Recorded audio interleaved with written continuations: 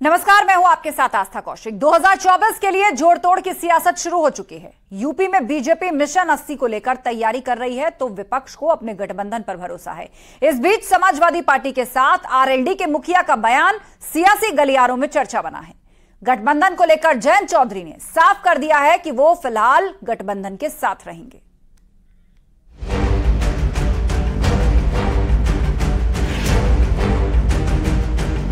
Mission 80 का target लिए BJP 2024 को हर हाल में जीतने की जुगत में है। सियासी गलियारों में जयंत चौधरी को लेकर अक्सर संशय बना हुआ है, क्योंकि जानकारों का मानना है कि जयंत चौधरी एक बार फिर अखिलेश का साथ छोड़ सकते हैं।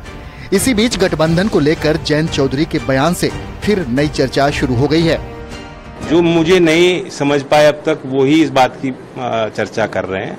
मैं बहुत ही जिद्दी आदमी हूँ और जब कह देता हूं, मन बना लेता हूं तो बदलता नहीं है। जयंत चौधरी ने साफ कर दिया कि वो बहुत जिद्दी हैं।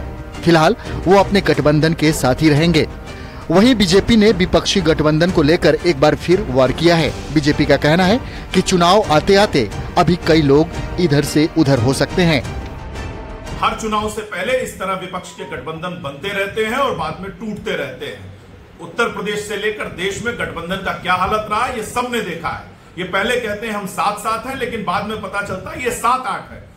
पूरे देश में जिस तरह से सबका साथ, सबका विकास, सबका विश्वास का एक नारा चल रहा है, प्रधानमंत्री मोदी जी के नेतृत्व में पूरा देश एक है और 2024 में भारतीय जनता पार्टी ऐतिहासिक जीत हासिल करेगी। समाजवादी पार्टी ने भी बीजेपी पर वार किया और जयंत को लेकर कहा कि वो विपक्षी गठबंधन के साथ हैं और रहेंगे।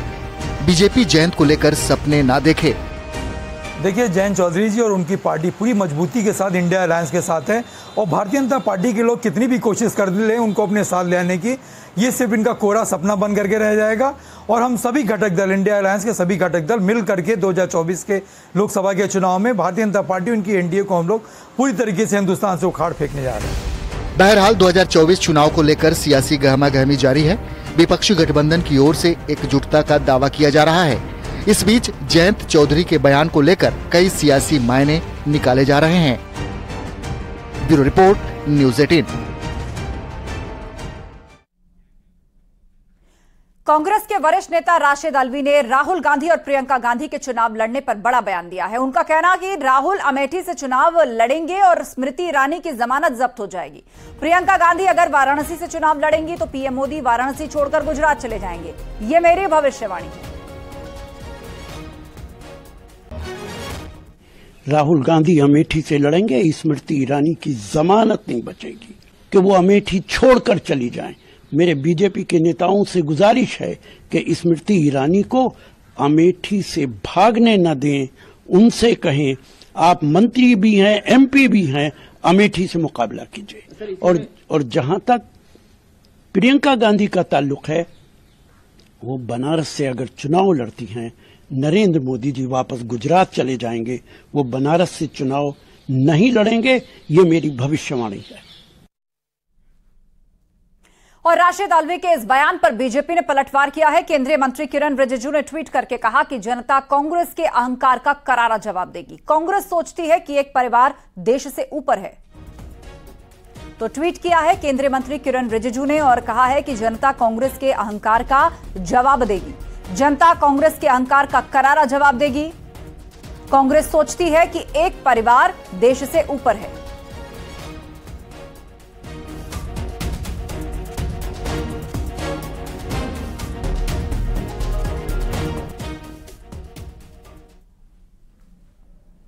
और राहुल गांधी के अमेठी से चुनाव लड़ने पर बोले उत्तराखंड के मुख्यमंत्री पुष्कर सिंह धामी। राहुल गांधी पिछली बार भी चुनाव लड़े थे, राहुल गांधी हार गए थे। ऐसी गलती राहुल दोबारा नहीं करेंगे।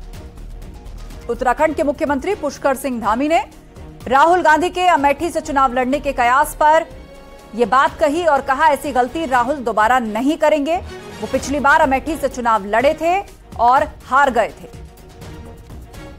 पिछली बार भी चुनाव अमेठी से लड़े थे और उसका परिणाम देखा था, इसलिए मैं समझता हूं कि अब वो ऐसी गलती नहीं करेंगे।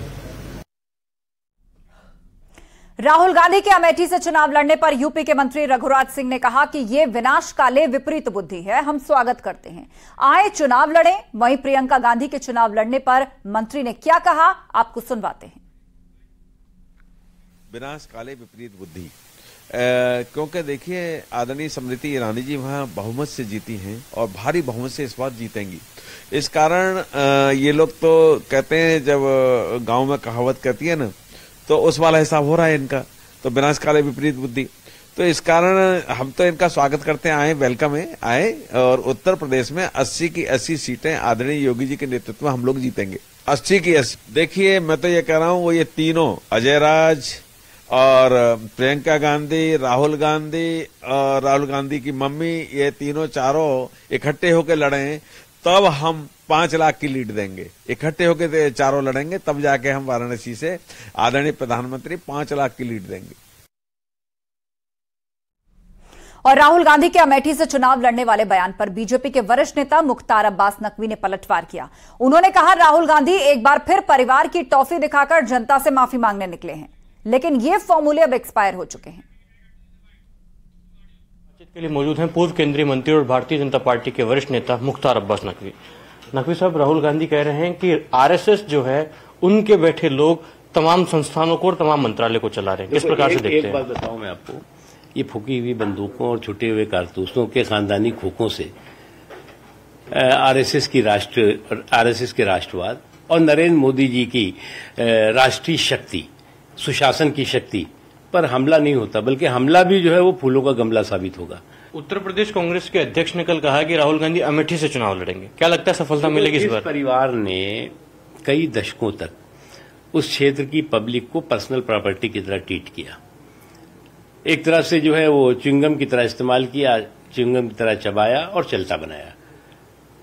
आज की तारीख में वहां के लोग ये पूछ रहे हैं कि भैया, हमने तो आपको थोक के भाव से दशकों चुना भी, आपको वोट भी दिया, आपने हमारे लिए जो है रिटेल में भी कुछ किया क्या? उस पे तो वो कुछ बता नहीं पाते। फिर से एक बार जो है वो परिवार की टॉफी लेकर के और पब्लिक से माफी मांगने निकले हैं। तो ये परिवार की टॉफी दिखा करके पब्लिक से माफी मांगने का समय नहीं है।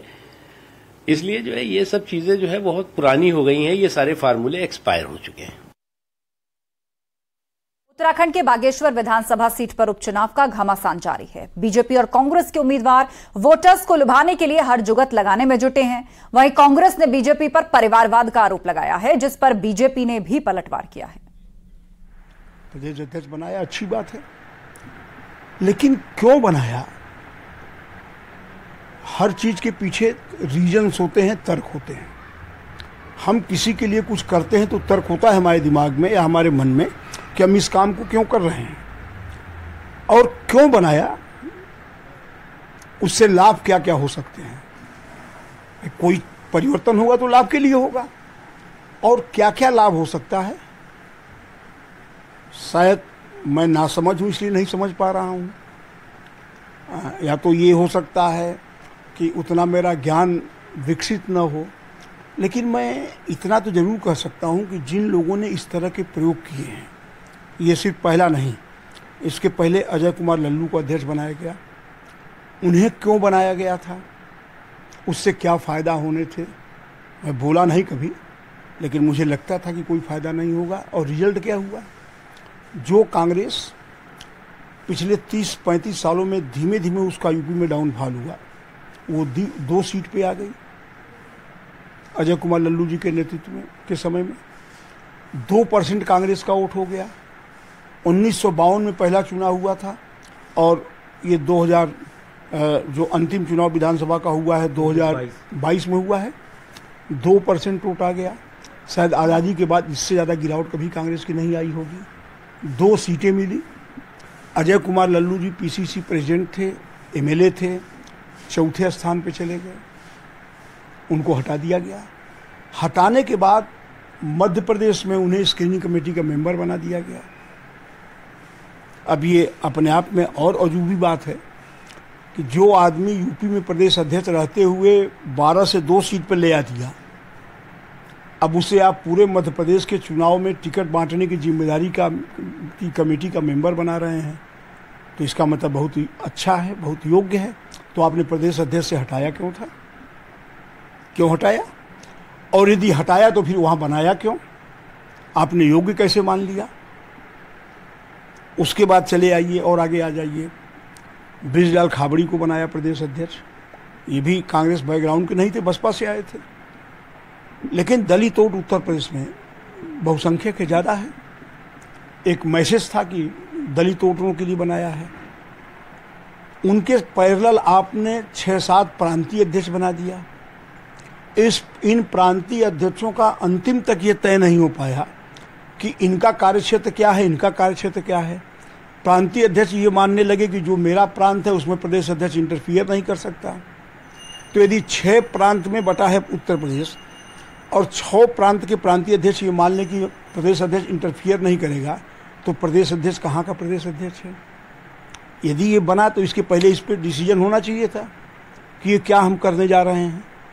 अंत तक नहीं कर पाए और झगड़ा यहाँ तक बढ़ा कि प्रांतीय अध्यक्ष और प्रदेश अध्यक्षों में बातचीत तक नहीं रह गई। टेलीफोनिक बात भी नहीं होती थी। कमेटियाँ सब उसी तरह पड़ी रह गई। और अब आपने बनाया है अजय राय जी को। भाई बनारस के हैं, मेरे लिए तो सौभाग्य की बात है कि वो बनारस के हैं, छोटे भाई हैं, प्रदेश अध्यक्ष हो गए।